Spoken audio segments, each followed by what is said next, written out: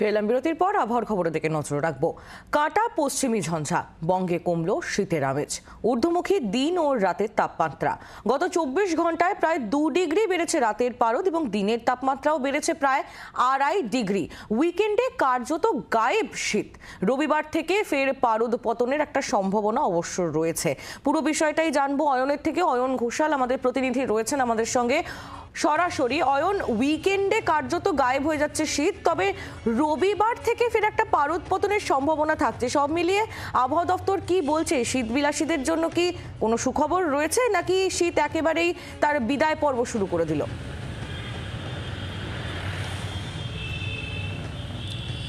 উত্থান পতন এর মধ্যে দিয়েই কখনো শীত একেবারে গায়েব হচ্ছে এবং কখনো আবার শীতের আমেজ ফিরে আসার ইঙ্গিত দিচ্ছে আলিপুর আবহাওয়া দপ্তর।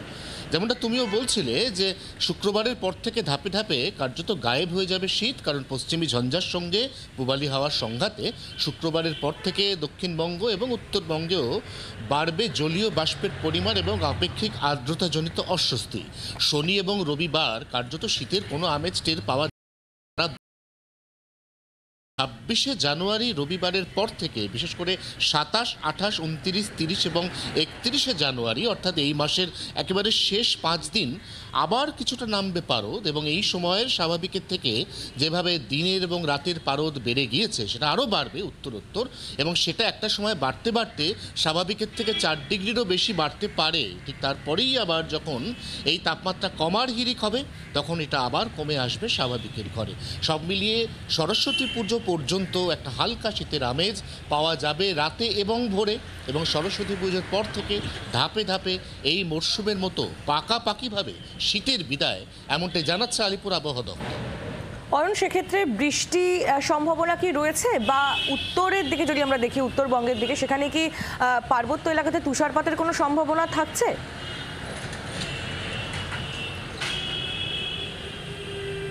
পশ্চিমী ঝঞ্ঝা এবং পূবালি হাওয়ার দাপটে শুক্রবার থেকেই যেভাবে জলীয় বাষ্পের পরিমাণ বাড়বে, তাতে আগামী শনি রবিবার উত্তরবঙ্গের পার্বত্য এলাকা এবং উত্তরবঙ্গের উপরের দিকের 2টি জেলা কোচবিহার এবং আলিপুরদুয়ার, সেখানে হালকা থেকে মাঝারি বৃষ্টির পূর্বাভাস রয়েছে।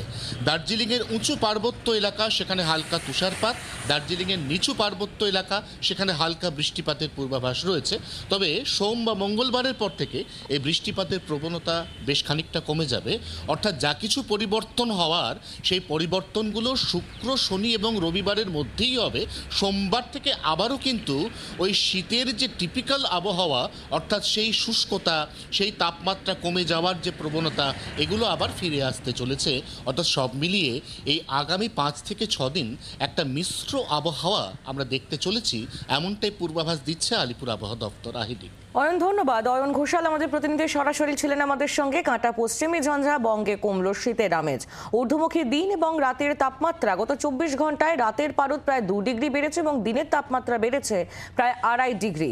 উইকেন্ডে কার্যত গায়েব হবে শীত। রবিবার থেকে অবশ্য ফের একবার পারদ পতনের সম্ভাবনা রয়েছে।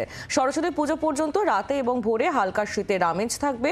সরস্বতী পুজোর পর ধাপে ধাপে বিদায় নেবে শীত। উত্তরবঙ্গে ঘন কুয়াশার সতর্কবার্তা। আগামী সপ্তাহের শুরুতে বৃষ্টির পূর্বাভাস রয়েছে উত্তরবঙ্গে। পাশাপাশি দার্জিলিংয়ের উঁচু পার্বত্য এলাকাতে হালকা তুষারপাতের সম্ভাবনাও থাকছে। বাংলার আওয়াজ, বাঙালির আবেগ, জি 24 ঘন্টা।